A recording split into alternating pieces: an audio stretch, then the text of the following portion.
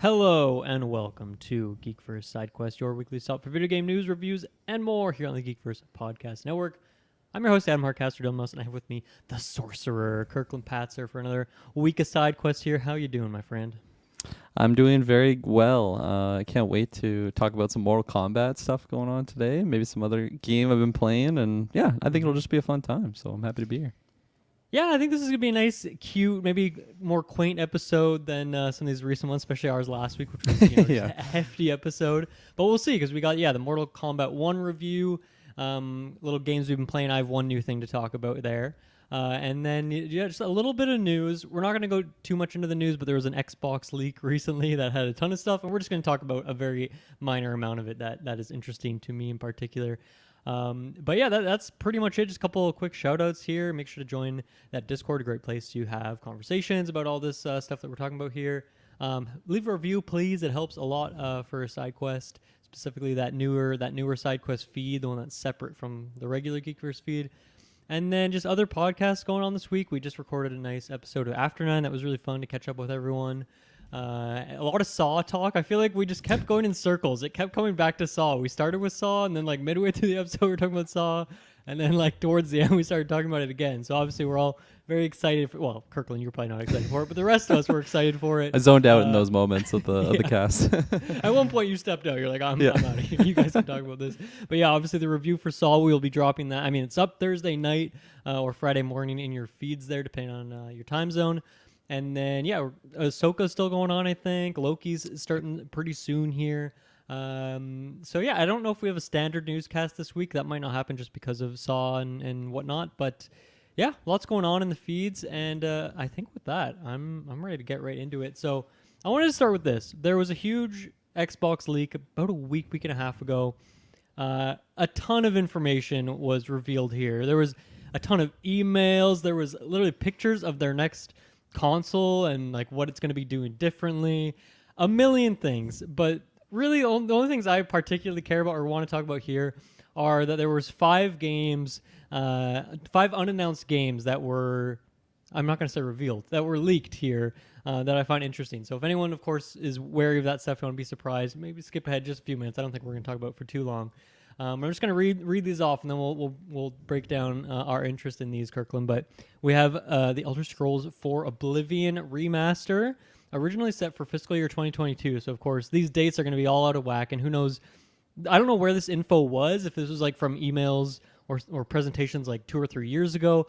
But anyway, obviously that timeline doesn't exist, but that's one of them. Doom Year Zero and DLC planned for fiscal year 2023, and then the DLC next year. A Fallout 3 remaster planned for next year, a sequel to Ghostwire Tokyo planned for next year, and Dishonored 3 planned for next year as well. So let's start there. Let's start with Dishonored, because of course we are the premier Arcane Studios podcast on, I'm going to say the entire internet. Go ahead and find any podcast that's covered all these games in as much detail and done the rankings that we have. But yeah, that's the most relevant one to me and you specifically. So yeah, what do you think about that? I mean, all of this is of course a grain of salt. Maybe I'll say this quickly, is that the Oblivion remaster was something that was also rumored about a month or two ago. Me and Travis broke it down here on SideQuest. So that one seems like, okay, a little smoke, there's fire sort of situation. The rest of these, I don't think we've heard about any of these things before. So they're all kind of new information. But at least that Oblivion thing tracks with the previous rumor. And if anything, probably just means that one's, if let's say these have a varying level of how likely they are, that one's probably the most likely. But yeah, on the BS meter. 3. Yeah, Dishonored 3. That was, I mean, all of the titles on this list really surprised me, but that one more so just because we did the recent Arcane retro, and like we even were talking about that. Like, is it a good idea to do a Dishonored 3 or just go in the more just new IP route, like what they've done with Deathloop? Like just bring in new ideas, or should they go back to that franchise? And I mean, part of me is on either camps for sure. I think just seeing that on there, especially the date that it had. What was the rumored one for that? It was fiscal year next year. So yeah, 2024. So that of could, course that could lead into like a little bit of 2025, right? How that works out. Yeah, for sure. And again, like you said, take all these dates with a grain of salt. But I think just that one, surprised me the most, because it at least tells me that if there's any truth to that, that they had a somewhat of a solid story idea of where it could be going for a third title, not even just another standalone like Death of the Outsider sort of thing, like a side plot, or you know, it's still attached to the main storyline, Yeah. but not so much to the main protagonist that we've played with for the first and second game. So that one gets me really, really intrigued, and probably probably the most excited out of all of them on the list. Really, like the remakes aren't really doing too much for me. I think it'd be really cool to like, I've only played a little bit of Oblivion here and there, so if they actually did a full Yeah, on, I'm kind of surprised that's not more exciting for you, since you're such a big Skyrim head, to have like yeah, that modern big version of Oblivion. I thought that would be pretty exciting for you. that could be like a very just, yeah, like great point of entry for me. Just refined mechanics or whatever they want to do with it. That could definitely get me excited. But I think right now it's just it'll be one of those things where I just have so much, I don't know, attachment to the actual like Skyrim game versus like some of their older installments that might not have that same magic for me. But who knows? If they do it well, it could definitely get me excited. And I mean, if there's an actual like gameplay trailer, you know, that changes everything. I feel like For sure. trailers have a If it massive looks effect super on good, me. yeah. Yeah. So Fallout 3, really not so much. That one, I don't know. Like I've played a little bit of Fallout 3 here and there, but I just don't really think that one. I want to choose my words carefully here. I almost said doesn't deserve a remake, but I don't know. I just feel like, are the fans really wanting that specific Fallout game? I know you're a big Right. Fallout New Vegas guy, and I don't know. I feel like they have a good plethora of Fallout games that they can kind of go to, where it's not like they really need that remake in the franchise. But what do I know? Yeah, I mean, to stay on the Dishonored side of things, it definitely surprised me, only because I've very much been in the mindset that I've just been assuming that Arcane Leon has been working on Deathloop 2 since the release of that game. They obviously had like a small little DLC thing, but at one point, like I think the voice actor of Colt like accidentally said that he was like recording stuff for like a sequel or something, like something to that effect. So maybe Yeah. that was just some tomfoolery. I don't know. But of course, there is a weird thing where Deathloop and Dishonored take place in the same universe. So even if he is like somehow involved in Dishonored 3, that could make sense, and it could still Right. be a sequel or a logical follow up to Deathloop in that way. Based on timeline, I would be shocked if, because obviously whatever this information comes from is at least somewhere in 2022 or earlier, right? Because of that Oblivion being planned for 2022. Right. So based on that timeline, I would expect that Dishonored 3 would not be like them pitching that Arcane Austin would release Redfall which was planned for 2022 and then ended up being 2023. There's no way they would also then release a Dishonored 3 in 2024. So I have to assume that that's kind of what Arcane Leon is working on or has been working on. So yeah, that is exciting. I'm really curious to see if they do cross paths with Deathloop in a meaningful way. Like if there's even some weird subtitle where it's like Dishonored 3 Deathloop, and that's just like what the game's called, that would probably not be good for search engine optimization. But yeah, really curious to see if that ends up happening. It also could even just be like a code name thing. Like, I don't know, Dishonored 3 and like it could just be a Deathloop sequel. It could be something weird going on there. So that's intriguing nonetheless. Maybe not too shocking either. I feel like I could see it being that Microsoft gets a hold of Bethesda and wants like a new Dishonored game that they can put on their console now that it's a first party thing. So I think Right. that timing could actually make sense now that Microsoft's kind of got their hands in that Bethesda pot. And then, yeah, I mean, me and Travis talked about the Oblivion remaster quite a bit in that episode, so I don't want to retrace my steps too much, but I think that is a brilliant idea because it's still going to take so many years now that Starfield just came out before we actually get Elder Scrolls 6. And I think we need something to tide over the fans, and I don't think rinky-dink little spin-offs that they've been doing like Blades and the card game that eventually got delisted are enough. And I think this is a great way to do it because there's tons of people, like most Elder Scrolls fans came from Skyrim, right? That it was, Right. was such a big entry point for so many people that like give people a more modern way to play those older games. Yes, there's a million mods out there for PC users, but I think this is a great idea, and it makes so much more sense to me than Arena, Daggerfall, and even though I love Morrowind, I think there's so much more work that needs to be done there to actually modernize those games because of their janky like combat systems or just because of how unclear they are or how old they are. Oblivion makes so much more sense. It's modern enough. It's close enough. You just got to fix the lighting, fix some of the jank in the game. Uh, I would love if they went the above and beyond and fix some of the balance issues in the game, like leveling. Essentially, in Oblivion, like the best way to play the game is to never level up once because the enemies scale more than Oh, you will wow. become powerful, and then it just becomes broken when you get to like a certain level. So the best way is just never sleep in a bed. You'll never level up. Your skills will still go up, and then that's like the best way to play it. But then you like miss out on certain enemies that will only spawn when you're higher level. So I would love if they fix that. I'm not expecting them to do that. Part of the rumor that when that came out, Kirkland, was that it was not Bethesda making that Oh, okay. remaster. It was another. I forget. We actually did have the name from that rumor, but it's some studio that does like ports and has done other ports of games recently. So it kind of made sense, and I think that's actually the best way to go. I don't really want Bethesda to quote unquote waste their time making a remaster of a game like that. And then it's funny, it's almost like a domino. If you're doing Oblivion, you might as well do Fallout 3. Those engines. It's the same engine. They're close enough, right? Those are releases that came out next to each other from that same PS3, Xbox 360 generation. So it makes a lot of sense. I feel like if you figured out a lot of that tech to get Oblivion working, I mean, Oblivion already works on Series X. It's backwards compatible in that way. I feel like Fallout 3 makes a lot of sense. I actually played a good amount of Fallout 3 at the start of this year before a bunch of new things came out. I was just, trying to tide my time over until Starfield came out. So I played, I don't know, probably a good 15, 20 hours of a playthrough. And it still works for me. It still is playable. And of course, some of the shooting's janky. But like if you spec your character correctly and you use VATS, like it's really not a problem. So I don't think it needs a remaster. But once again, before the next Fallout game comes out, unless some other studio makes Fallout 5, considering Starfield just came out, Elder Scrolls 6 in however many freaking years, and then Bethesda making Fallout after that, it's going to take so long.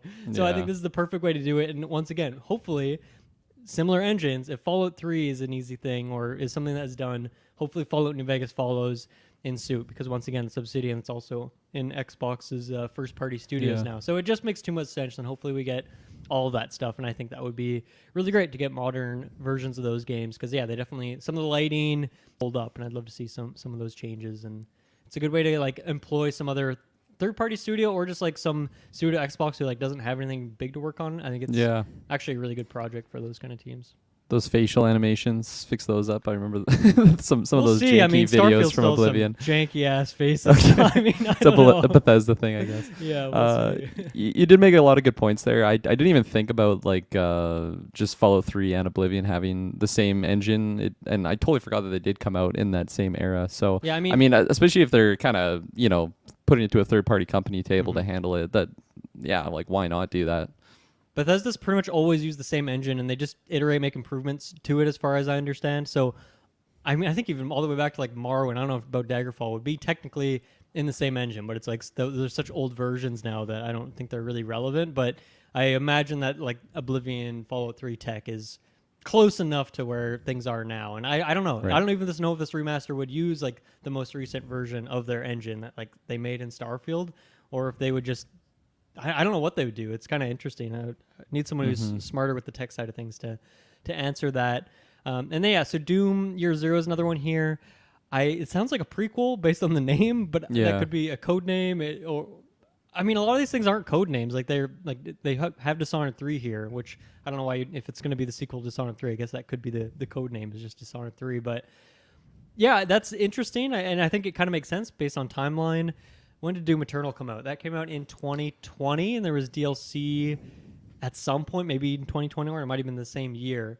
So that timeline makes about sense. If it was supposed to come out, even if it does still hit this timeline, fiscal year, comes out in like March next year, something like that, I could actually see that happening. If it does get pushed into next fiscal year, I think that works too. But I think that makes sense. I was kind of under the impression that maybe it would do something different, actually, after Doom Eternal.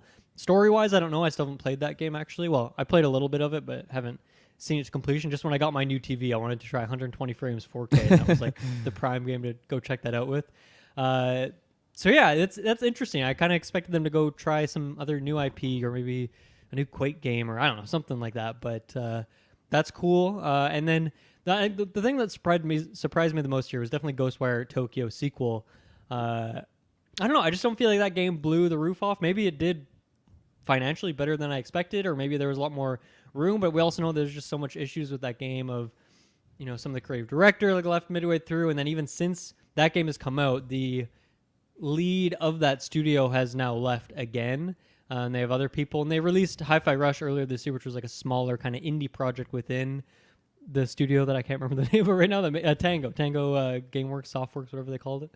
But yeah, I'd be quite surprised if there was a sequel to that game. But I'm also really intrigued by it. I wonder what kind of ideas they would have for a sequel. And yeah, I still have that game on my to play list now that it's on Game Pass. I want to check it out at some point. Maybe it'd be a good Halloween, October thing to check out here. But yeah, that's very surprising for me, especially after Hi-Fi Rush was a big success. But once again, this info is probably way before Hi-Fi Rush was even announced, right? So right. Yeah. That game is one of those where I just always forget that it actually came out, and then it just keeps popping up like somewhere. Like just today, I was on my PlayStation Plus catalog, just going through the games, and then I saw it on there. Right. So it's funny that we're talking about it here, and it's just like, oh yeah, I remember being very hyped on that very first like release from it, and then I heard all the just the behind the scenes drama that was going on with people leaving and whatnot. But if I'm not mistaken, I think Dante played it and he actually quite enjoyed it. So I don't know, maybe I'd be interested in that. So, I mean, it is on my PlayStation catalog, so there's no reason for me to not can't afford it or anything like that. I can jump in there anytime. But I mean, very I feel like surprised about the sequel. Eventually, it'll probably get, I don't know what kind of contract they had there. I imagine at some point it'll get kicked off there just because it is now an Xbox game, technically. Right. So I imagine it'll be on Game Pass forever, but you'll probably get at least a good amount of notice, and then you can be like, okay, do I actually want to play this game? Now's the time to do so. But yeah, we'll keep an eye on all that stuff. Any other thoughts on that, or do you want to move on here? No, I think we're good. Yeah, so once again, there's tons of details we didn't talk about here from this leak, and if people want more of that, go to your IGNs, your GameStops, your GameSpots, rather, wherever you want to go, or other podcasts. People talk about all that stuff in detail. But yeah, let's talk about some of the games we've been playing. So obviously Mortal Kombat 1 we'll save for the end here. I really don't have much because I've just been playing a lot of Starfield. I've been playing a bunch of Inscription, Casey's mod. I'm still grinding through that, playing Sea of Stars. But I want to stop there. Kirkland, you did mention that you may or may not play some Sea of Stars this week. Yes. It's on PlayStation catalog. Did you end up checking it out at all? I've jumped in. Yes, I put in. I think I'm 2 hours in right now. You got past that hump of the early story stuff. Yeah. I am like, I think I'm like right at the end of the early story stuff, because I was going through the emotions in that game where I was like having the most fun. I'm like, I can't wait to just sink hundreds of hours into this. This is gonna be such a good playthrough. I'm having so much fun. I'm loving the gameplay. I'm loving the music. I'm loving the characters. I'm loving the storyline. Like everything was just hitting for me. And the combat I was totally digging, and it didn't seem too challenging until I ran into the Elder Mist. Oh man, I have tried to defeat the Elder Mist no less than 30 times now. I felt dude, right? Yeah, it's like the last portion of your trials, like when you have Garl with you and everything. And I felt pretty like stupid to the point where I'm like, is this game just that hard, or am I just so bad that I'm not good at JRPGs or something? Like I just not understanding the strategy, because I don't know how easy it was for you to get through him, but like he can literally 3-shot my entire party like every single time. It's like 2 turns and I'm just wiped. I actually had to go online and like look up like a gameplay like walkthrough. I'm like, I don't understand how you're actually supposed to beat this person.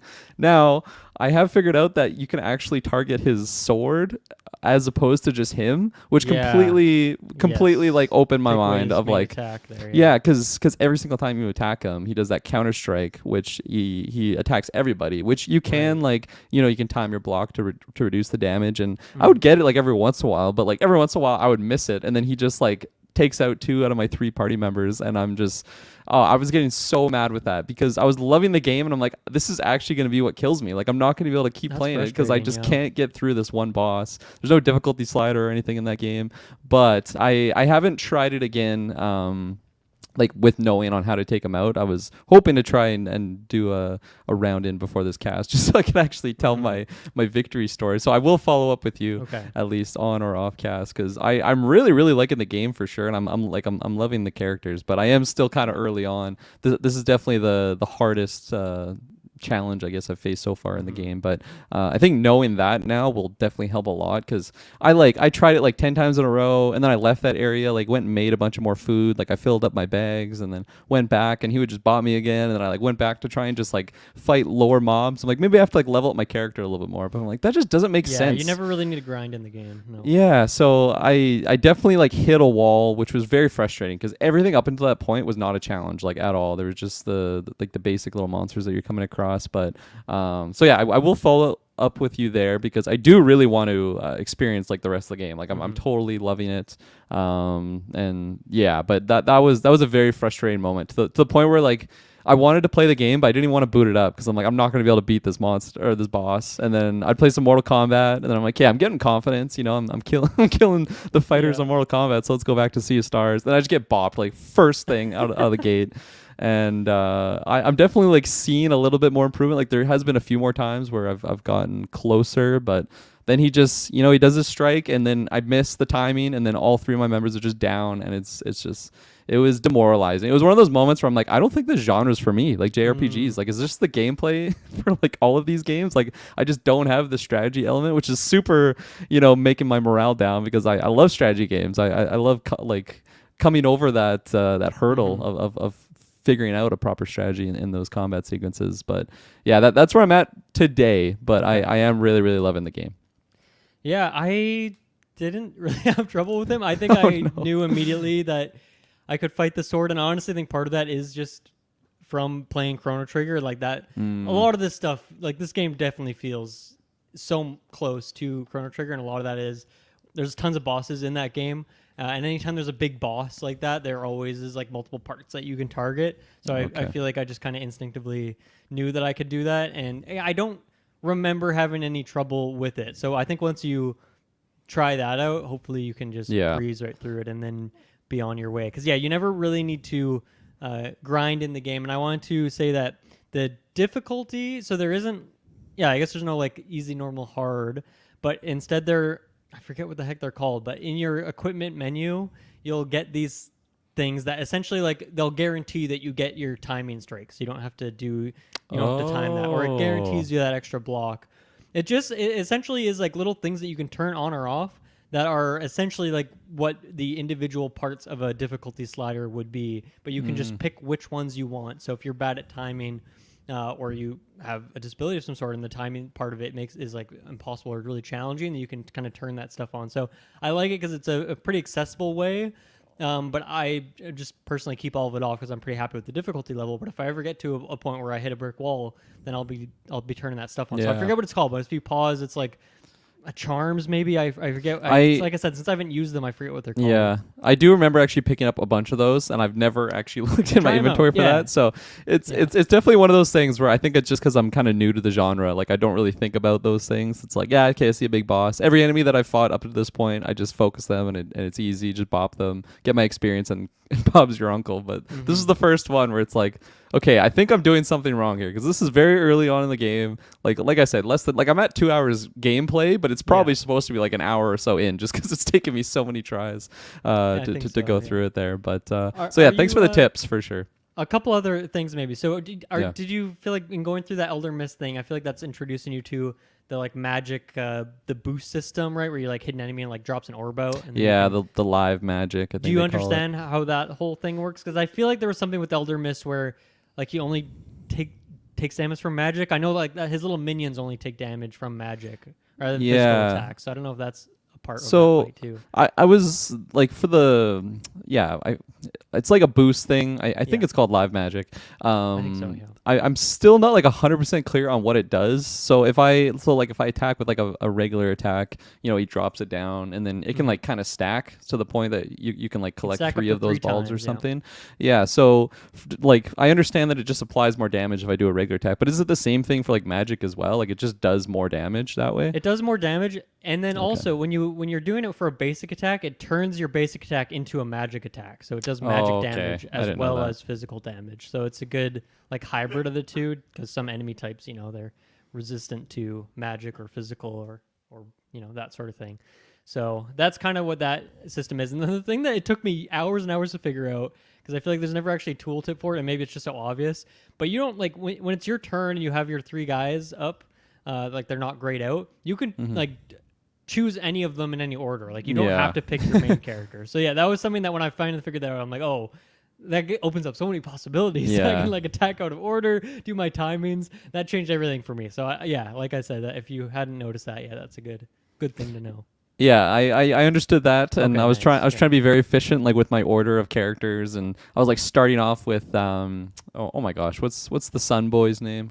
All I know is Valir, because that's the one that I chose. I only know Garl. That's the only name. Okay, I yeah. remember, 'cause I love So, Garl. so the blade dancer character, like his like fireball ability can like hit really really hard. So I try and like open up with that, and then try and balance them out with some melee attacks, because I knew that after like the 3rd rotation, that's when the Elder Mist would have like the crescent moon little thing. So then I would use Valir's moon magic attacks. Yeah, And isn't just that thing just so fun? Just like it's so bouncing off? satisfying. Yeah. Yeah, it totally reminds me. There's like a mini boss in Legend of Zelda Wind Waker where you're at the Forsaken Fortress, and there's a ghost guy that like shoots like this exact same thing, and you have to like keep deflecting it back to him. Right, that's so it's cool. definitely reminded me of that, and Nice. just really like cool ways to interact with the game. Like, I mean, you already talked about it last week, but just like the timing aspect of it, of like the attacks as well as the defense. And yeah, man, Garl, oh my god, I love that character so much. He's He so reminds me of just precious. Samwise. Yes, so definitely. much. Hey, always cooking food too. Yeah. Oh yeah, his nourish ability when he just like reaches into a bag, grabs an apple, whips it at you, just full heal. So And then he does big physical damage too. So it's Oh, he's yeah. no joke. His magic yeah. like he does. I don't know. I still don't have a spell of his that like does. I mean, maybe his throw. I forget if his throw actually does magic damage or if it's just physical damage. But his hurl, yeah. he's really so- he's throwing around that attack. It's powerful. Yeah, so I'm really liking the crew so far, and again, like I am very early on, so I'm hoping that tonight, definitely like right after this, I'm gonna go try the Elder Nice, Mist okay. again and try and get through it, Let me know because how that yeah, goes. like for the early portions, I was just loving it. I was smiling ear to ear. I'm loving like just that theme song hit when you're like running through just the open areas, and it's just, oh man, this is so good right now. So I'm excited to report back, hopefully. Cool. Yes, Otherwise, please because do. like it was at that point, I'm like, I'm just gonna have to never play this game again. I don't know, maybe try Chrono Trigger, like a different JRPG, just call it a day. But I do want to experience Sea of Stars. Yeah.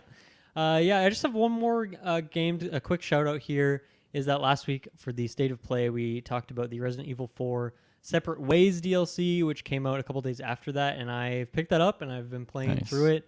I think I'm close to like the 3-hour mark, 2.5, something like that. I'm guessing I'm near the end.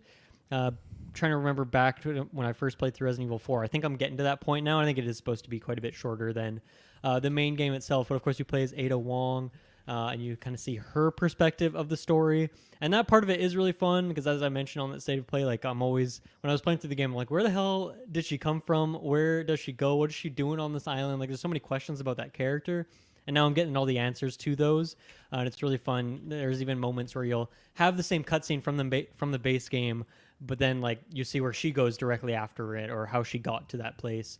And yeah, it's interesting because using a lot of the same areas from the, I guess, base game itself, but you'll often be going like backwards through it, or there'll be like different enemies there or a different challenge, or you might even just breeze through it because like Leon's already cleared the way. You know, he's taken out all the enemies and opened all the doors, so you just like walk through that area and end up going somewhere else.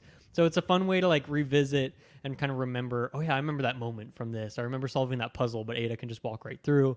And then on top of that, she also has like a grappling hook, so she can just maneuver around the map so much better than he can. And I feel like there's so many areas where it's like, that's like a 20-minute sequence for Leon, but for Ada, she just zips up on top of the roof and gets out of there. But then that also she uses in combat. If you like shoot an enemy from far away and hit them in their stun state, you can just zip over to them. And then she also does like this really fun backflip if an enemy is stunned and you go to your melee attack. So she's really cool. I think she's a good lead for this DLC here. And yeah, there's also just, I'm surprised at kind of some of the story elements of it. Like she has this whole journey that is not even discussed at all in the base game with this infection. And there's even a couple characters and a villain in particular that aren't in the base game whatsoever, but are just exclusive to her and the journey that she's going through on this adventure. So yeah, I'm really enjoying it. It's just fun to revisit this game. This was my kind of game of the year until the Sea of Stars and Starfield kind of duo came out. But this is definitely making a good case for like, man, I just love this game. Revisiting it, super fun. And then yeah, it's got all that classic Resident Evil stuff of like the base game's usually pretty short, but there's tons of replayability built into it. It seems like there's a lot of that here, and some new mechanics, a couple new weapons I think as well. So a lot of really good stuff here, and like the progression is nice and condensed because I think this DLC is quite a bit shorter, but they still make you feel like somewhat weaker at the start, but then you get powerful. Like it still feels like a good pace, but it does kind of happen very quickly at the same time. So yeah, I don't know yet if it's worth the price. I guess I'd have to play through and see how much longer it goes because I don't think there's anything that's groundbreaking, but I just love the base game so much, and this is just more with a little bit of variety on there, and it's fun to kind of see a different perspective. And like Ashley's like a big character in the game where Leon's like saving this girl Ashley. I've seen her once and she was like off in the distance like being carried by an enemy, and Ada like in the main game Leon like gets a call from Ada at that point, and she's like essentially tells Leon where she is, and that's like the only time I've interacted with Ashley is I just saw her and I like made the call to Leon and then like hung up and went off, did something else, didn't bother saving her, just went off to do my own thing.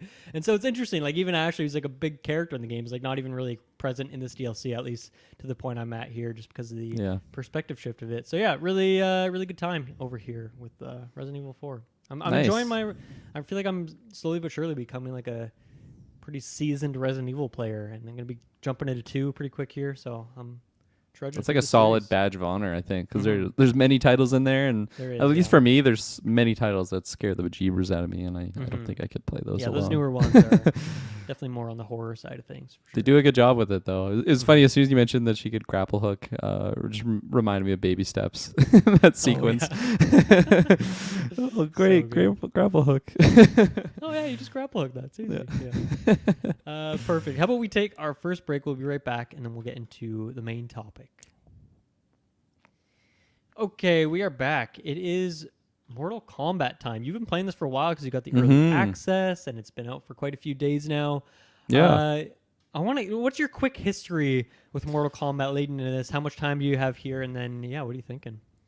Yeah, my history with Mortal Kombat is actually goes back to the early Little Kirkland days when I like just really early into gaming, and I think it was probably one of the first titles I ever played on the Sega, which was my first console. I think the first game I ever played in my life was probably like Age of Empires or something on PC. My dad was showing me that way back in the day, but like on the actual console, we had the rotation of like Mortal Kombat. I think it was the original, if not, it was MK2. I can't exactly remember which one they are. Those old ones really just blend together in my memory. And then like NHL 95 and Sonic, and I maybe another one in the rotation. I think it was actually like the Batman and Robin, like Tim Burton, like movie spinoff, which the gameplay was probably awful. I remember just getting bopped by Catwoman every time. But those were like the main Sega games that I had on that console at the time.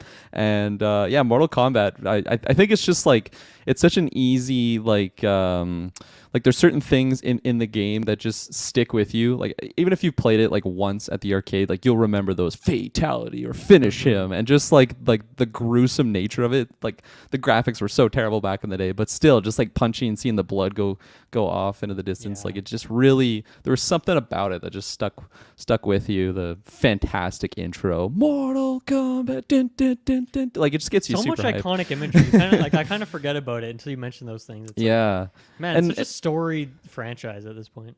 Oh, exactly. And like my favorite character back then was Sub-Zero. But like just like the look of like the blue ninja, the yellow ninja being Scorpion, and then later on they had like Reptile, that's the name, which is like the green one. So they just kept like having these like different colors for like the exact same character model, but whatever. Like I just have a lot of nostalgia for it in that sense.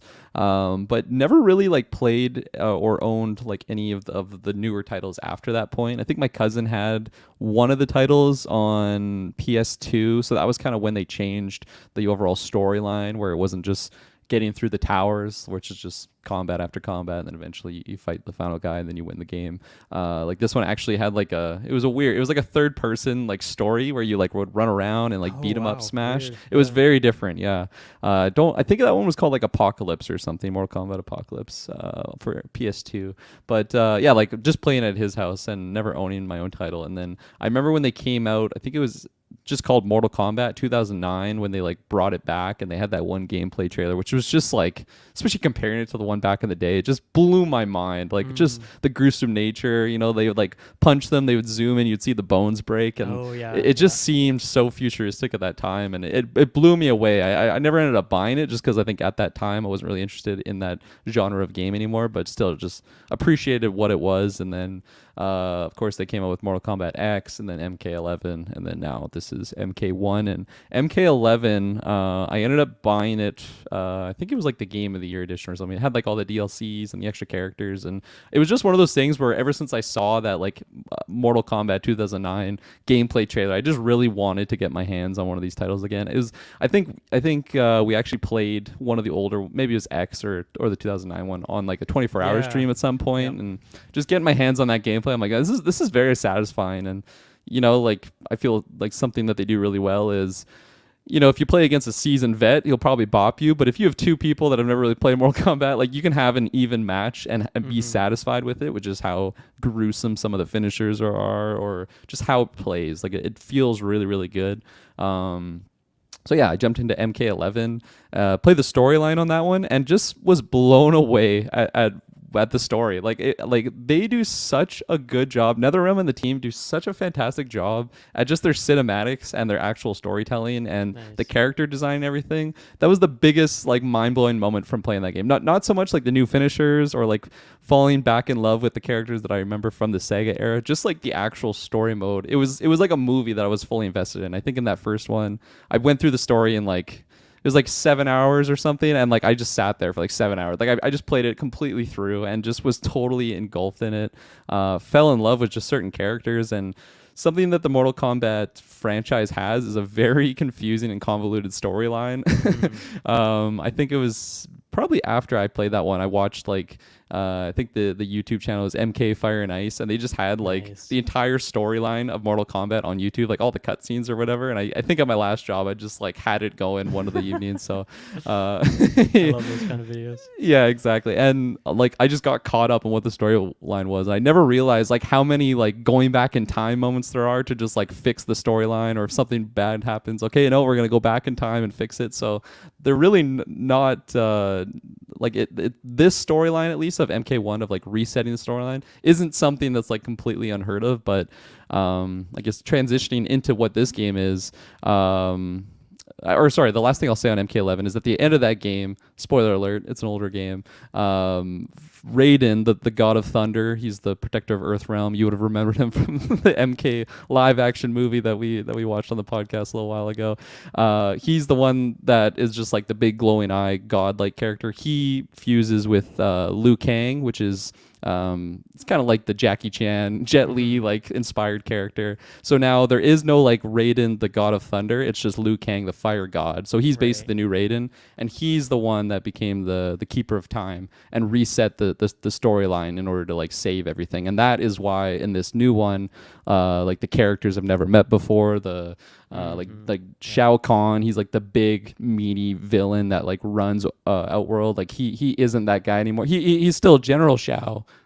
Pardon me, this big menacing character, but he's not like the ruler of Outrealm and anymore. So it's just like going back to that very first game on the Sega, but with like a little bit of difference in there where Raiden isn't the god of thunder. So it's really cool to be experiencing this now for the first time. Well, I watched it on that YouTube video, but to actually be experiencing it on these like next gen graphics with just like how well that they're able to tell the story, NetherRealm and team that is, and just the quality of it is just it's blowing my mind.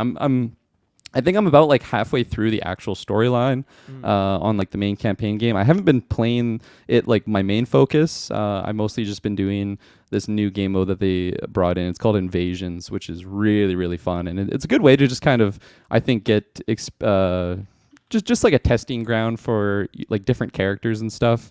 Because in the storyline, of course, depending on like what chapter act you're on, you'll be playing as Liu Kang or like someone for that story purpose. But I'm just gonna take a sip because I've been talking there for Please a little bit. Yeah, no, I have so many questions. I mean, I'm excited to hear about the story and all that, but like I'm also curious. Like, are you good? Are you good at Mortal Kombat? 'Cause obviously, you've been playing it for a long time. But like Yeah. fighting games, of course, there's all like a million layers to it. But Yeah. where do you So put yourself? for the gameplay aspect of it, I'm definitely not good. Like I'm good enough. Still casual. Yeah, exactly. And something that's like different from this one and MK11 is that they have changed actually some of the gameplay mechanics. So now they have something that they brought in. It's called cameos, of course, spelled with a K in classic Mortal Kombat faction. Any time it's a C, they switch it to the K to just that's like their branding thing. But yeah, so in this one, you basically have like a backup fighter with you. So and that I have the roster list on my phone somewhere. I'll pull it up here. But I was looking through it too. It's like pretty massive, and a lot. Yeah. It seems like a good variety for the cameos as well. Yeah, exactly. And I think when I first heard about that, I had some hesitations just because I did really like the idea of just a one-on-one fight and like that's it. That's what the game's always kind of been. But it actually works really well now that I've played with it. You basically get this like little bar and then you can like chain combos with it. Or if you have like let's say I'm getting comboed by just someone's way better than me and I can't even like play the game. They're just juggling me in the air. You can have like I think you can only use it once a fight or maybe once a round. But if you have like a max bar on your cameo character, they can come in and kind of like bail you out of it. So they like block it for you. And then they just like disappear off in the background again. Or like if I'm on the attack, I can kind of bring them in to grab them or just knock them up in the air to just, it just gives you more options to kind of set up your combos, which again, if you're like a pro, if you're in like the top 1%, I'm sure there's just some insane things that you can do like combinations wise in that aspect. But I like it a lot actually. It makes just I don't know, it changes up the gameplay, brings it it's different from the previous title, and that would be like the newest, or like I guess the biggest, most flashy like new mechanic. In terms of just, I would say so. Yeah, raw game mechanics. Yeah. Yeah, like when before the game came out, I was just kind of doing some research on it, just some of the differences in gameplay they're bringing in, and there's little things like apparently you can like up block. I don't think up blocking was like a normal thing that you could do before. You can kind of you could always kind of do like a little sidestep, but now there's like a quick dash mechanic that they implemented and some different air combos. So those are like the smaller aspects of the gameplay changes, but the cameos is the biggest one. Yeah, no, exactly. And that's where I love watching like the professionals on YouTube or something that are they just know how all these mechanics work, and they just like they can do it without thinking. They just chain it into their combos. And this, like Smash, I'm sure like there's so many little intricacies that you can like bring into your own fights. Like I was going through the tutorial, and I feel like it's a must to actually like learn the game, but really I feel like you can do the basic tutorial and then play the game, and then once you get like a good muscle memory for it, then you go back to like the advanced tutorial on like actual like iframes and like understand, because like they do such a good job with the tutorial as well, because they do implement all those things kind of later on. Like it isn't just flooding you with information where you can't even play the game, because like I said before, I do think that Mortal Kombat has a very low entry point. Like you don't have to be godlike and comboing all these things, doing flawless blocks and just timing everything perfectly to enjoy the game. You can just go in there, button smash, and they do such a good job at making it feel good, even if that's what you're doing. But if you really want to like play the game, that's where you kind of have to do some of that research. So initially, like the first few hours of the game, like I said, I did like the basic tutorial just to understand like what they've added in the game, and then played some of the story. Or no, sorry, I didn't even play the story for a little while there. I jumped into it this past weekend, but I was doing just like regular 1v1s, just trying out the different characters, and then I jumped into the invasions mode, which is like the new gameplay thing that they added. But yeah, I'm really liking the cameos, and of course like those are different fighters that you can choose. So you choose your main fighter that you want, and then you can choose your cameo character. And they do like I think they're all like balanced equally, but they do some different things. Like Goro, big Mortal Kombat fan favorite, the guy with the forearms. He's not a playable character, but he's a cameo fighter. He's really good at like getting grabs in. So if you, of course, he's got forearms to grab them with. Grappler, yeah. Yeah, so you can bring him in and grab them, and then you can like set up your own different combo there. And well, I was curious, like, is there any characters on that cameo roster that you're disappointed aren't like a main roster character? Any Definitely. classic Mortal Yeah, Kombat definitely. I, characters? I was because when I first saw Goro like on the list, I'm like, oh my god, I'm finally gonna be able to play Goro again. Like that's crazy. I don't think he's been in the game forever, and of course he's not a playable character. He's just a Yeah, I'm also seeing cameo. Sub-Zero on that list too, which is kind Yeah, of surprising. so Sub-Zero is a playable character. Oh, he is as well. So Okay. the cameo version that they have for Sub-Zero as well as Scorpion is kind of like their. I don't know if it's like MK2 or like something that era where like they do look very different. They look more of that arcadey style. Not that the graphics different, but like they got like the like Sub-Zero has like the white eyes, Scorpion has the white eyes, and I think just where they're at in the actual story is completely different from where they are in the MK1 story. So the characters look very different, and I think just yeah, I mean, again, like Mortal Kombat story can get pretty convoluted. Like there's multiple different Sub-Zeros. Like I think in the very first game, like Sub-Zero dies, and then the next game, the Sub-Zero is a different Sub-Zero. Oh, okay. Yeah. But they just always have the same name. So It's just I a would mask, imagine, yeah. yeah, I would imagine that's just like a different version of that character. But it is cool to have them on there, and technically you could have Sub-Zero as your fighter, and then Sub-Zero as your as your cameo fighter if you want to go that route. Interesting. But I think like because I'm just a glutton for characters, I wish that all of them were playable. And like I get it. It probably is very difficult to like just to, especially with how much you can customize your character for their outfits, and every character has unique lines. So when you start a fight, they like say something to each other. Like it's Yeah. all unique for those characters. So of course you would have to write those in for all these extra ones that you do. But like, come on, like these characters have been in the game before. You know, like you do have to update them to the new gameplay systems, but still, I'm very, I just feel like it could have been like a 10 out of 10 experience if those were in there. And who knows, maybe they will add them in the future. Like there's already a list of like DLC characters that are going to be added. I just think if they were in there, they'd make it that much better. But like Sonya Blade, she's not a playable character. She's just a cameo, and she's one of the OG characters that was in the very first game. So I think that's a little bit of a letdown there. But I'm happy enough with the roster that we got. Like personally, I actually like this roster a lot more than what MK11's roster was. Just because they were missing out on a lot of characters, because in the timeline of that era of the story, a lot of those other characters were dead now, and that's that another makes just sense, yeah. huge positive from resetting the timeline. As I mean, like not Everyone's everybody was playing going it. on, yeah, exactly. Not everybody was going on MK Fire and Ice to get the catch up on the stories. So I'm sure by like, MK11, you're like, what the hell is even going on here? Like Raiden's sort of evil now. I don't really know what's going on. So this is just a nice fresh slate. All these new characters you're meeting for the first time, and the other characters are meeting it for the first time. You know, Liu Kang, the Fire God, is explaining the rules of Mortal Kombat, like why we actually do this. So that's just really, really nice inclusion. And I think it'll actually be like, you know, for recommending this game, I think this is the Mortal Kombat to jump into. If you've kind of been on the fence for like the last few iterations of it, I mean, they reset the storyline, like it's Yeah, all fresh it's a here. good So time. highly, highly recommend it. Yeah. Do you have a favorite character yet? It sounds like you were jumping around with a bunch of different ones, Yeah. which is what I always do Yeah. when I jump into a new fighting game. But yeah, any highlights, or is it fun revisiting an old one, or is there a new character that really stands out to you? Yeah, so I've played all of the characters now, at least in one or two Oh, fights, really? and Nice. my favorite character from MK11 was Sindel.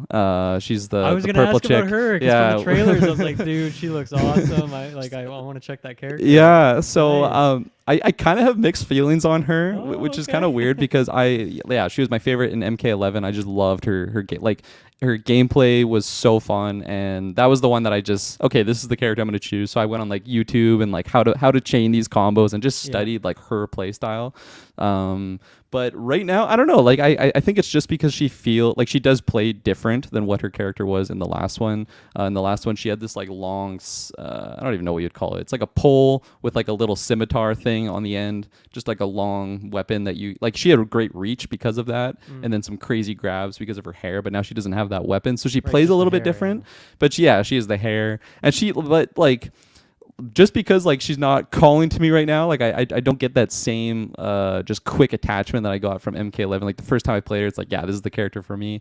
I still think that she actually plays better in this one than in like just her, like the way that her character is able to chain certain combos into a grabber. Like it just feels so smooth, but it's just different from how I used to play her in the past. So it's like I think I'll come back to her in the future.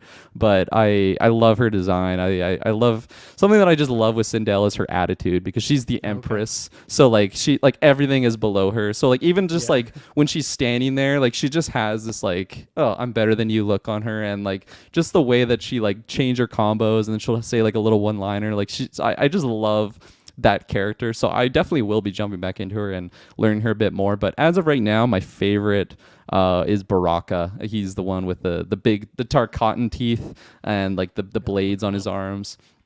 Just a very I think he's a very like beginner friendly character as well, because he just has really good reach in all of his attacks. I feel like it's just a very good healthy balance of, you don't really have to worry about grabs or like ranged attacks. Like he can just get right in your face, and just he's just got a good amount of everything going for him, I think, and just very, very fun to play. Like his effects are just super, super intense and epic, and yeah, you just feel like you're fucking people up if you're able to chain those combos. And I don't think they're too difficult of combos to really chain together. And I think the biggest thing is just the simplicity aspect of it, especially coming into this game.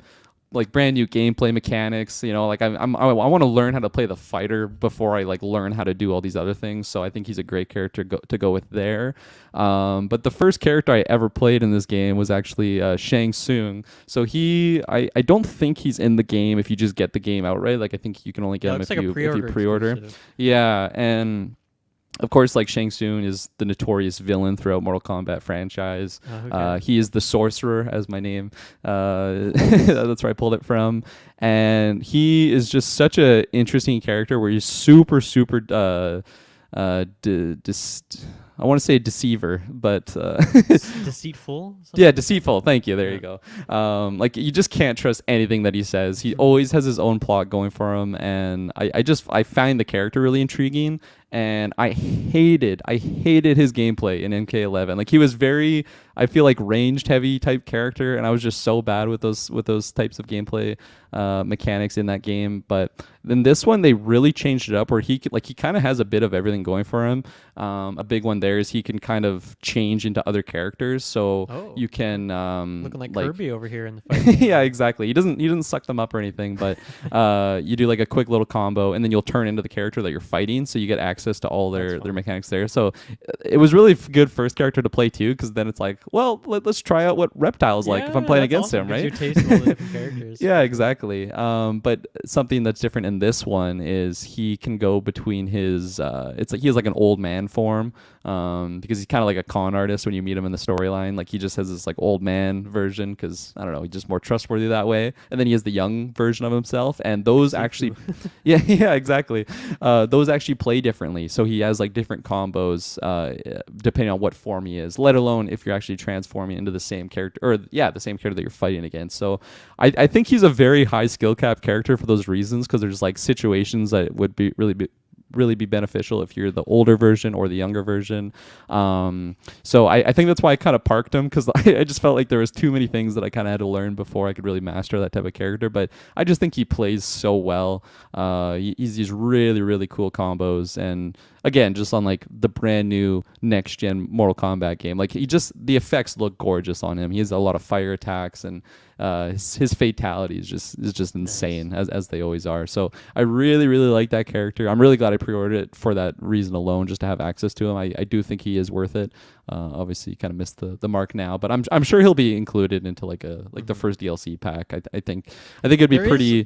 Seems like there is like a day one DLC situation with a few characters. Did you get that as well? Looks like Peacemaker, maybe one of those ones. Yeah, so that one's not out yet. I do get it though. Like it was part, because I got like the premium bundle where I got like a week early, as well as like the first round of packs. And I looked into it. It says early 2024 for that one release. So you get Peacemaker in there, Omni-Man from Invincible. Homelander, right? Homelander, yeah, that's right. And then a couple other like MK characters. There's the Jean-Claude Van Damme skin for Johnny Cage, which is kind of funny that they're adding with that one as well as a bunch of new cameo fighters. I don't have that list in front of me, but I'll pull it up as we're going along here. But looks like Johnny Cage, Tremor, Movado, Chameleon. Oh, so Johnny Cage as the Farah. cameo. Oh, okay, yeah, there you go. Those are the ones I have seen on this list here. Cool. Yeah, that'll be lots of fun. So oh yeah, and then the other characters that I play, like I have played them all, but the ones I was really just gravitating towards was Baraka. Like I said, I really like Shang Tsung, and I really liked what they did with Sindel, but I just gotta like unlearn, I think, my old habits with her. Like I just knew like the certain combos, and it's very different now going from this one to that one, where she was I'll very be playing long her range. on the 24-hour stream. So Perfect. You can, get Yeah. your fill that way by beating Perfect. up on me. Yeah.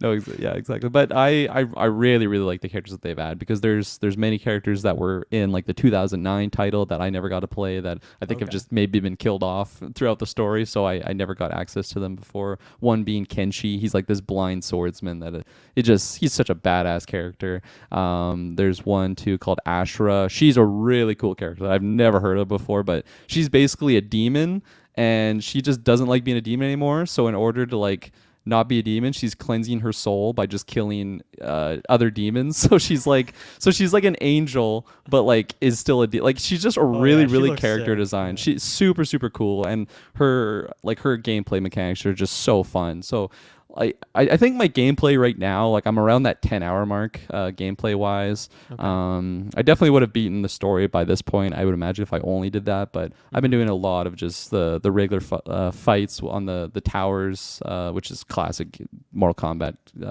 just gameplay, but as well as the invasions is really fun. And then I did want to like at least experience the storyline before I jumped in here, so I think there might be like 5 acts, and I'm on act 3 right now, and I'm really liking it. I don't think it's like blowing me away as much as what the last game did, but that was also the first time I had experienced like a modern Mortal Kombat story. So I think now that I'm used to it, jumping into this, it is really cool, at least knowing the storyline from the previous titles and just seeing where they're kind of following that same path and then deviating from it, because from the very original Mortal Kombat game, Kung Lao, he was the chosen one, like that, because Earthrealm would choose one fighter to go basically represent Earthrealm. If he wins, then it kind of just puts the Outworlders like it just kind of knocks them down so that they don't invade Earthrealm and just pop off. Like that's the whole point of this, is to just have this tournament. Whoever wins the tournament, they're kind of like the top dog throughout. So then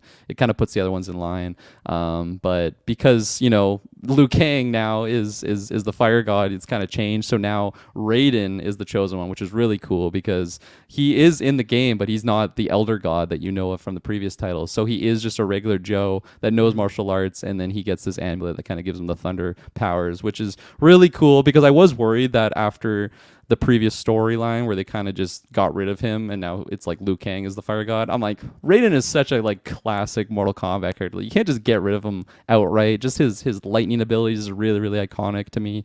And yeah, he's still in the game, and I think honestly I like him even more in this one versus the previous one, just because it's a really fresh take on it. Like he is just a human guy that's just is basically like he's Raiden, but without the Elder God isms to him, which is really cool. So I love that decision that they've made to go that route. Let's take our next break here. Let you catch your breath a little bit. We'll be right back. Okay, we are back. We don't actually take a break, so you're not really taking a breath. So the story mode, I mean, obviously you mentioned that like the PS2 one had like a third person action mode. Like obviously that's not what this is. So how does that differ then from the classic mode where you're just fighting through the tower rather than like getting the story cutscenes in there? Yeah, so what happens with these ones, it plays exactly like how the previous, I think X and 11 went, where it's just like, cutscene, and then it'll be like in this one, the opening, not really spoilers or anything, but it's Kung Lao and Raiden just working in a farm, and then they're just like working together, and then they go over, and then they kind of find out that there is something going on, but which is of course Liu Kang kind of recruiting them to become champions of Earthrealm to go fight in this Mortal Kombat tournament, which I was very surprised about, because like the tournament happens in like the very first act. It is not like the main storyline whatsoever. It's just like the first hitting point, which I was kind of surprised about.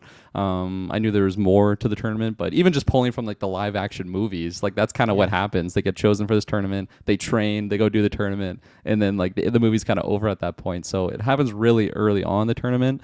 But so it's just like a cutscene, and then it'll lead into some sort of combat sequence, and then each chapter or act has a certain character. Like it'll say a new dawn or something is the title of the act, and then below it will be a character's name. So the first one is Kung Lao. So all the fights you'll be playing as Kung Lao. Okay. And then it'll do just a classic Mortal Kombat where you do the best of 3. Obviously, if you lose, you'll have to retry it because you're advancing the story. But if you win, yeah, it just carries on through the next cutscene, and then another character will be like, "Oh yeah, well now it's my turn to kick your ass," and then it'll start the combat. So nothing like too crazy gameplay wise. It really is just about the story and the cutscenes. But something they did add in this one, which I think is different from MK11, which is like the actual like attacks and stuff that you can do is very different than what you can maybe play as in the regular version, because at this point in time,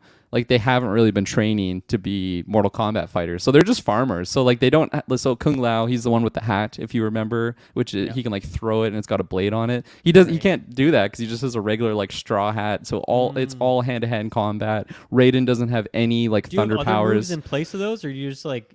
It's just like yeah, it's just combos. So like your classic chaining combos, which are satisfying to use for sure, but you can't be doing like your hat throw. It's I guess you could like air quote the magic abilities like you can't really use at this point in time, which I actually really liked. Like I don't know, it was just a fresh take on like playing this character this way. It's something that's completely different than what you would do in just the regular like local fight mode, where you're just playing the characters for what they were designed for with like the hat, and if you're Raiden having the thunder abilities. So it's just cool to kind of play those characters at that point, and then obviously as you progress in the story they get access to that stuff, so they do play differently there. But that was just something that was new to me, and like the people that you're fighting aren't necessarily the roster characters. Sometimes they're just regular people, which I don't remember that being a thing in MK11. I thought they were only the actual like roster characters. So that's kind of cool. It makes it a different experience going through the storyline, at least combat wise, because it's like in the previous one, it's like, okay, now we're going to combat and you're just fighting, I don't know, like another Sub-Zero, which is like the exact same for like the local fight. So like the gameplay really wasn't anything different from any other point of the game, but the story mode kind of brings in a uniqueness there, which I really like it. Yeah. You know, yeah, I feel like I can't think of another fighting game where you get anything like that. Like Smash, you're always like, you have the characters full roster. In Smash 4, there was like custom moves you could unlock, but that was never really integrated into a story in any way. So I like that idea that you're kind of leveling up and learning this stuff as you go along. And especially for, once again, like newcomers, that's a great way to slowly dole out that moveset. Yeah. For someone like me who wouldn't know what half these moves are, just slowly learn them that way is more natural, perhaps. That's cool. And that is kind of a nice thing of going through the story mode, is it kind of forces you to spend some time with a specific character, because the first chapter is Kung Lao, so you're only playing that one character, so you're having, I don't know, maybe 5 or 6 fights with him. So then like you can pause, and then it has like their combo list, and it's like, okay, down, back, square, like that's kind of like my go-to there. And then you kind of learn through the next, again like 5 or 6 fights on how to really implement those. You're not going against like top of the line characters. There is a difficulty selector there. I'm just kind of going through on the normal medium difficulty, which I don't think it's been too difficult going through right now, but for that mode at least, I'm just kind of in it to experience the characters, get a little flavor test, and then for the storyline that I think is just, so far I'm really loving it. It's got it's classic twists and turns, and just different moments. And like I was saying, like Kenshi, one of those characters, he was the blind swordsman. Like when you first experience him in the storyline, like he's not blind, like he gets blind throughout the storyline, and then you kind of figure that out. So it's cool, kind of, especially the order that I play the game is I just went into like the 1v1 fights, chose one character, chose a different one, and then just did a fight, and then swapped characters, kept doing that to just try and get a flavor test for all of them. So certain characters have certain like just things about them that you kind of like going through the storyline, you understand where those come from, which is cool. I at least for my own pleasure, it's been cool to kind of do it in that order, which I think I would recommend it, kind of doing that just to like actually get a feel for the game, like getting some not a lot of fights people in. Do that when they play a fighting game. I don't feel like most people go through and try out all the characters. I feel like most people maybe a handful, or they have their favorites or something. That's a good curious, point. Like there might even be a lot of cases where someone just didn't try out a certain character who has a big story moment, so they wouldn't even see Right. it if they just did a couple quick matches with their favorite or the character that stands out to them the most. That is a I good like to do, point. that's what I do too, for sure. Whenever new Smash Yeah. game comes out, I want to try everyone. In multiverses, Yeah. I try to play as many as I could with the limited characters you get in that game. But Yeah, that's exactly. what I like to do for sure. Because I think they still have their like core spirit of what makes that character unique, but every game will have some sort of tweaks that make them different. I mean, clearly, like Sindel is my favorite character to play. Pardon me, from MK11, but I feel kind of Well, yeah, kind she of doesn't weird have a about it weapon right anymore, now. so a lot Yeah. changes naturally. So Yeah, I do exactly. kind of like that though, because like you can just go back and play that MK11. Yeah, no, like, it's still exactly. there. I still You know, have if it, Is yeah. that character? I like that you can kind of have some variations with the cast. Tell me about the invasion mode. You said that was your kind of your favorite Yeah. thing so far. So what is that all about? That was a big surprise when I was doing my little quick research before, like what was in the game before it came out. I completely missed this, I guess. So what it is it's kind of funny. They set it up where you're, what's the best way? It's I don't really even know what to compare it to, really, but you enter the mode, and they're basically explaining that there's these like spirit portals or just portals to other realms that are just popping up throughout the world. But where you start in the invasions mode is at Johnny Cage's mansion in Bel Air. If you don't know Johnny Cage, he's like the greatest actor of the world, but of course Right. is like a character in this game. Super cocky. I think one of his finishers, he like kills you with an Oscar or something of his. Like he's just like love that's that, yeah. and something I should have said about the storyline too of Mortal Kombat. They really like just bring in these it's almost like a Kojima like thing where it's just like, yeah, it's just ridiculous that they have an actor with them to go defend Earthrealm and like fight these godlike monsters. Like it doesn't make sense why if I had brought in Leo DiCaprio he could just kick ass just because he's done like a martial arts movie. Like it doesn't really make sense there, but they just Needs go a with stunt it, and double, that's yeah. just how it works, so we'll just go with it. So Mortal Kombat always kind of has that in the storyline, which I just appreciate. It's a little bit ridiculous, but nonetheless. So yeah, like the starting location is Johnny Cage's mansion, and you have one location that you kind of start at, and then you kind of just progress forward to the next little location. Maybe it's the front door of his mansion, and then on that tile though there'll be a combat sequence. So then I should have said too, when you start this you select a character. So let's just say I chose Baraka, I chose my cameo fighter, and something that's different in this mode than any other mode and it kind of reminds me of, I think it was the Super Smash game on the 3DS, like whatever. The Smash Run sort of thing? Yeah, exactly. Where you kind of have like elemental attacks and like different types of attacks. Different characters that you choose, as well as your cameo pair up, will have a different effect. And certain fights will go on where maybe I'm fighting Baraka here, but just on this specific tile, he gets like a super shield, so he's only you can only really fight him with an ice type character, for example. I'm just pulling random one out of the hat. Yeah. So then it would really incentivize you to kind of choose Sub-Zero or another character that has frost attacks, or maybe even just pair up like Sub-Zero as your cameo so that you can kind of break through them that way. So it's nice because it incentivizes you to try different characters, but if you don't want to, you can kind of supplement or like fill that gap with your cameo character. And you can change your characters anytime that you're not like doing a fight. So let's say I progressed to like Johnny Cage's kitchen now, like that's where I'm at in the little run that I'm doing. I can swap out to Sindel at any point, and they do level up. Like each character levels up on their own. Like I wouldn't be sharing XP across the board on Baraka or Sindel or whoever.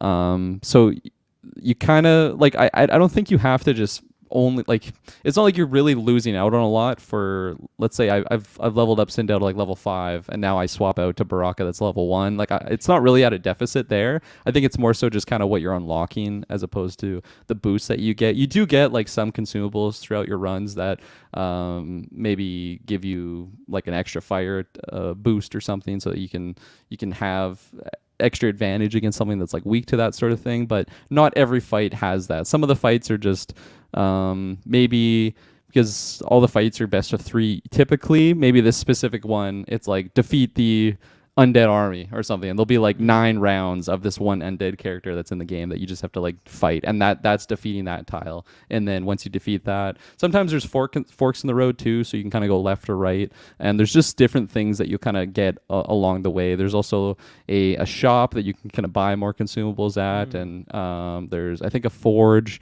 as well that you can like upgrade your augments. I forget the name of them, but something along those lines that kind of just maybe will give you more of a fire attack or earth attack or whatever effect that you might need to boost your character in that aspect. And I've really enjoyed it just because I haven't played anything like this in a Mortal Kombat game before. And like I said, just the ease of swapping out characters. It's been a really nice way of just learning the game, learning the different fighters, I think, because not only are you fighting against different characters throughout the like on the roster, but you're also kind of incentivized to maybe try out different fighters and see who's good in different aspects. And there's been many times where I've been trying to beat someone and just getting my ass kicked by them, so then I try out that character. It's like, okay, this is actually really fun. And yeah, so sorry, quick interjection. Like in the base game, like does a character that has like a fireball, like does that, they don't do like more damage against Sub-Zero? Right? No, like, that's not really a thing. So you kind of get an additional feature there with the kind of elemental attacks and the type effectiveness sort of thing. That's cool. And that's like what those Smash runs kind of brought into the Smash game, where like you don't really have character types that are like a classic Pokemon sense, where fire's really good against grass or something, right? So it is kind of cool spin on it, where it's not even like you're adding. It's not even like bringing fire attacks to Scorpion is weird, because Scorpion has fire attacks, so it makes more sense lore wise there as well. But also kind of it unlocks a new feature that isn't normally there in the combat. And I don't know. There's certain different strategies maybe that you have to bring into some of these fights because of it. It's not like you can just rely on your one really OP Baraka combo to just kind of lock someone into a wall and win the fights that way. Like if this character is just super resilient to whatever attack of damage my character has, like I have to change my strategy. Either I need these augments, I need to bring a different cameo fighter, or just switch out my fighter altogether, which is really good, because I feel like I can kind of get into a comfort zone. If I just learn a character and know how to do it, I maybe will be less incentivized to want to try out a different character, but it kind of forces you there. And it's like, I never really thought that Rain would be a really cool character before. And I mean, just speaking of Rain, I love his change from MK11 to this one. I really hated that character in MK11, but they just really leaned into like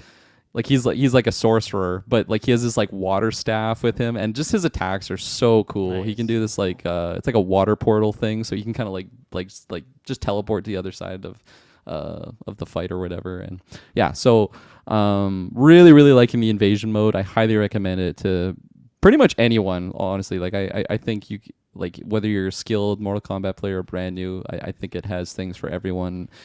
Like for me at least, it just was a really great way to kind of get exposed to so many different aspects of the game, because although maybe like the certain like elemental types isn't transitioning to like a regular fight mode, it just, I don't know, it brings in some variety and incentivize again, like you're still getting better at the game just mechanically and all that. Yeah, exactly. No, you're right.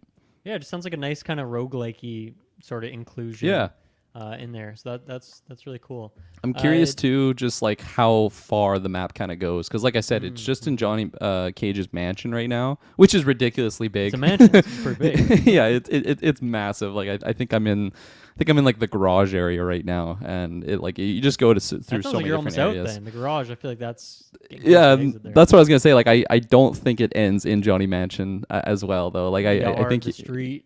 And like maybe even just different areas of the world, which would be cool to see, because I don't know, I really like the Mortal Kombat world, and they have some really beautiful locations that of course you'll discover through the story mode that your characters go on, but also just like the stages themselves are so well designed. Something they do such a good job with. Even like going back to the Sega era, I thought they did such a good job at just bringing some life to like the background for these platform fighters. Like, why is this weird monster thing just moving around in the background? He's not interacting with the fight at all, but it's some cool depth that they had to it. Yeah. So I don't take you as one who's going to be an online warrior, going on the matchmaking queue, messing up some people. Am I wrong about that? Or I will be for sure. When you get more kind of queued up and get your skill level up personally, and you'll find your game and then you'll go online. I think it's one of those things too that because the game just came out, you're not only going to be playing against people that plays 24/7. Like there is going to be True. people that haven't gone through all this tutorial, probably don't understand all the mechanics. So, and I like in MK11, I don't think I ever did an online match, so it would be something new to me. But there's also something very different about playing against a human versus a computer, where the Oh yeah, computer has definitely. very telegraphed. Like it seems like they're just like they're scripting, so they know exactly kind of how to react in certain ways if you increase the difficulty. Whereas the human, there's certain patterns that you can kind of predict they're gonna do. If you know if you have experience playing the game, and there's just I don't know. I it's always more fun playing these games with whether you're playing against a friend on the couch co-op or whatever it is, or someone online. But yeah, just seeing some of like the pros online, it gets me worried to to break through to that Hmm. online barrier because I'm sure there's some very very very good players out there that have Definitely. been playing like competitive arcade fighters for a very long time. Yeah, definitely. I've heard that the kind of monetization in this game can be a bit savage, just with like different costumes. Mm. It sounds like characters. I mean, I guess there's no DLC characters yet, so maybe that's not an issue. But have you found that at all with like buying costumes or, I guess, just cosmetics in general? Yeah, I don't think I've even like really looked at any of the Okay. customizing from this game, which is like it's a little bit confusing actually on how you get it because as like the only time I've actually unlocked things for my characters cosmetic wise has just been through the story. So I beat this one level and it just says I've three new cosmetic Yeah. items that just pop up on the bottom of the screen, which I don't think I love it that way. Like maybe once Is I it loot beat boxing or is it like you're getting a specific like you do this Liu Kang thing and you get Liu Kang's new costume or something? well, like because there is so many different cosmetics throughout the games, like MK11 had an insane amount of cosmetics. It was almost too much. Like I'm sure it is kind of loot boxy, where it's just like a dice roll on what you would get. But again, like because I haven't beaten the story, I don't know if there's like a different thing after you beat the story that kind of allows you to grind for cosmetics. Because as of right now, it seems like that's the only way to get that sort of cosmetic. And then just by playing the game, let's say I'm playing as Katana, like religiously, like I'm doing the invasion fights with her, I'm doing Mm-hmm. just like local fights with her, or I'm playing online with her. Like that's all, like each each character has their own kind of progression. Oh, So okay. I was Yeah. mentioning the level system in the invasions, but also if I'm just playing Katana ridiculously or like religiously, I'm getting like let's say level 18, then I'm unlocking like new fatalities for her just by like progressing it through it. And I think you also get cosmetics that way, but it does seem separate than what I was saying how you unlock things in just the like the story mode. So I'm a little bit unclear on that. That's something very different from MK11, whereas MK11 you would get your currency by doing fights or just progressing through the storyline. I think by the time I like checked on MK11, I had like 100K or something just by beating the story, and Yeah. then from that you go to something called oh, I forget what it was called. You'd basically go to it's like a third person mode, but you're playing this like random character that would just go around Shang Tsung's like mansion, which is like the original location that like Mortal Kombat happened, which was cool. It was cool kind Mm-hmm. of walking through those areas, and then there'd just be chests that would cost certain things. So then you would just Oh, okay. like open chests, and then you would get like loot and stuff. So it was Yeah. kind of a unique way to do it, but because there was like I swear to God, there was like a trillion customizable like items you get. Like there's no real way to like strategize on like I really want this specific Sindel headpiece or something. Mm-hmm. Like you just like it's just yeah. Hopefully you'll get it by unlocking all Yeah. of these things. But it seems in this game it's a little bit unclear on exactly how you do it. Like I haven't customized anything on any character so far. I've just been doing with a stock standard approach. But just by watching like matches on YouTube, I do see some pretty crazy cosmetics that people have, but I haven't looked too far into just what goes into that. But Mm-hmm. right now it's a little bit unclear, so I'm a little worried that it might be a step down from MK11, which I didn't even think MK11 system was perfect. I thought it was cool, kind of like adventuring around that area that you were in, but it just it seemed like it would never end, so there's no way to really like get all the items that you could get, and maybe you're just unlocking things for a character that you don't ever play, which is not Yeah. ideal. Like the reward isn't exactly there, and like the game has some really cool like cosmetics at least from MK11, so I imagine it's the same in this one. So it's kind of a shame that they make it so difficult to kind of access, and they don't At really least you do explain have even that how you're element getting it. of like each character has their own progression bar, and so you can. Yeah, true. So I imagine like when you do katanas, like you get a katana costume at level 5, level 10, like you get Yeah, guaranteed stuff you're for right. her, right? So I think that seems like at least an improvement. That's kind of what Multiverses did as well, right? Right, yeah, and I think it's one of those things that because I was testing the waters, I wasn't spending too much time on all the like on a single character, so I didn't really get access to that. Makes Whereas sense, yeah. I'm starting to unlock like certain Baraka things. Of course, the first thing that you unlock is like a brown version of his like robe. It's like okay, that's not that cool, Pretty simple. but I'm excited to get access to the different brutalities and different fatalities because Cool. that those never disappoint on just how Mhm. gruesome they are. Kirkland, anything else that we haven't talked about yet? Let's see. Let me check my notes here.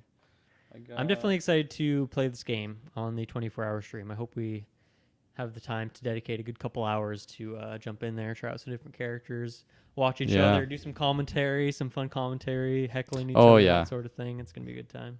No, absolutely. I think that's what's so great about these type of like whether you're like an actual arcade fighter or like a platform fighter, anything like that. I feel like just these games with friends is just so fun, especially when people are at like a similar skill level. You can get some pretty crazy results in there.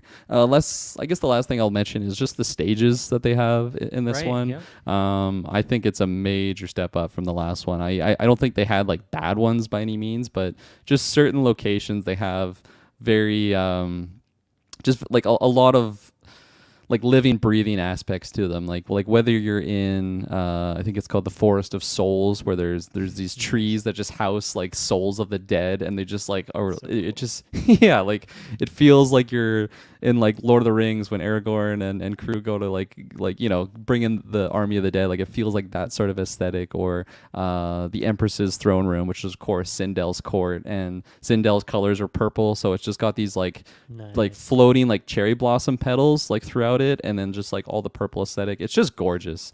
So I've really been loving just the different like levels that they have in there, and it doesn't seem like it has major like interactables like Yeah, the previous I forget, games is that had. a thing in Mortal Kombat in the past? Like, like an urn floating or something? You can Yeah. slap down into someone?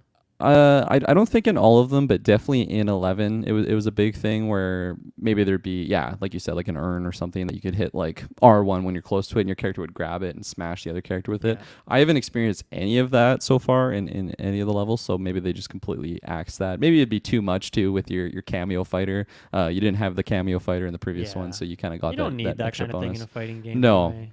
No, exactly. It's a fun little gimmick to have every once in a while, but I'm not missing it. Like I think like coming into this, I didn't really I wasn't longing that they took out the interactable maps by any means. But I'm really loving the just the stages that they have so far, and I'm curious if they add any more. I don't know if that's a regular thing that they add on DLCs or whatnot. Right, with the character like Homelander comes with, I don't know, a relevant location Yeah. from the boys. I feel like they must do something like that. I really hope so, because just they do such a good job with detailing their maps.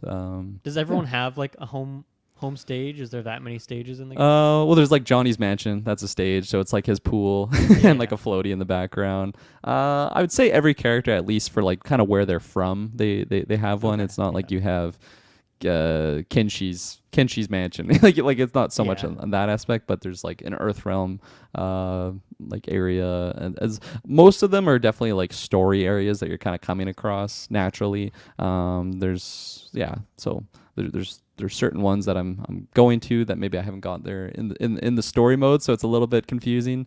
But yeah, I really love the stages. There's one called the Flesh Pits, which is just so nice. grotesque. It's like it's where like Shang Tsung does like experiments on things, and there's just like really grotesque creatures that are like fused together. They're like moving around in the background. It's just super gross. But What is Baraka's stage? they have like the Tarkatan camp or something, which is I think it's something actually new in this game. They made Tarkat is a sort of illness that's kind of plaguing the Edanians, which is like where Sindel's kingdom is, Edania. Okay. So instead of just being these like monster creatures, it's actually an illness that's taking them over, which like turns them into that, and then eventually they'll just become these like monstrosities that can't really think straight. So it's really cool because they add like a lot of depth to Baraka. That's another reason why I think I'm just aligning with him so much is like I just got past his story mode area and just like learning like he's just super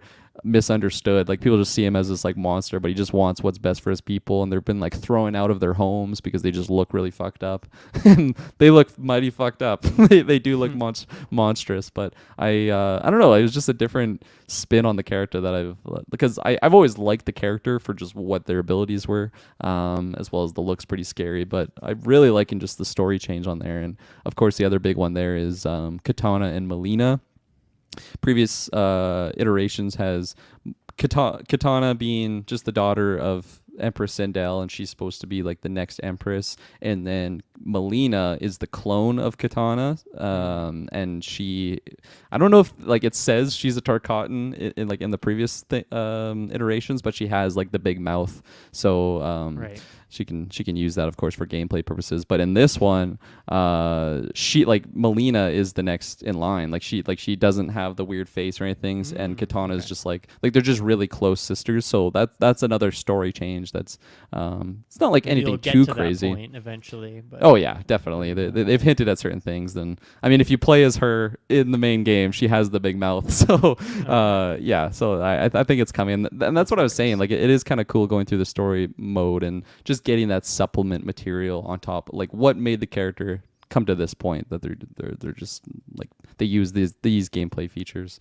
So yeah, so far, man, I'm loving this game. I was super exhilarated when they first made the teaser showing like the Liu Kang Fire God on the cover. I love the cover for it too, especially just because I loved MK11 so much. Because really, you couldn't go like any other direction on story purpose as opposed to just wiping it clean.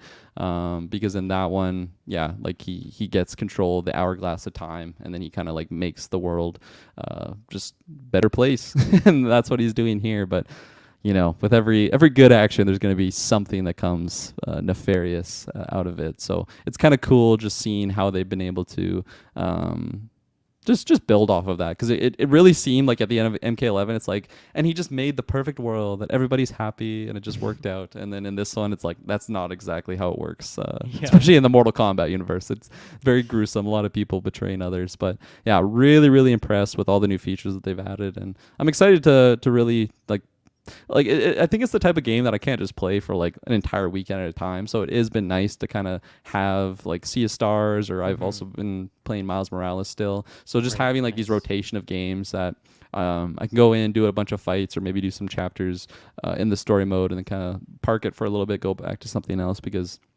yeah, it's just, I think it's the type of game that it helps as well to kind of take a break from it. if you're really trying to learn a certain combo, and you're just hitting the wall with it, you come back to it the next day and it just feels a lot more fluid. So I'm really loving the game. Definitely recommend it to new and old fans, and yeah, just a good time. Awesome. Yeah, that was a really fun discussion. Once again, I'm very excited to check this game out with all of you in just like a month's time pretty much here. But yeah, thank you for joining me, and I'm excited to get some updates on all these games that you're playing. Yeah. I've been playing through a bunch of interesting stuff lately. So yeah, thank you everyone for listening. I'm not exactly sure what's going to be going on with Sidequest next week. I think our next and last like spoiler discussion on Starfield might happen, but I don't know if that'll be the main episode or a bonus one. Things are a little bit in flux right now, so I'm just gonna leave it at that for now. And make sure to tune in, subscribe, and you'll find out what we're doing next. But thank you everyone for listening. Thank you for Kirkland. Thank you to Kirkland for joining us. We'll see you all next time. Bye-bye. Bye.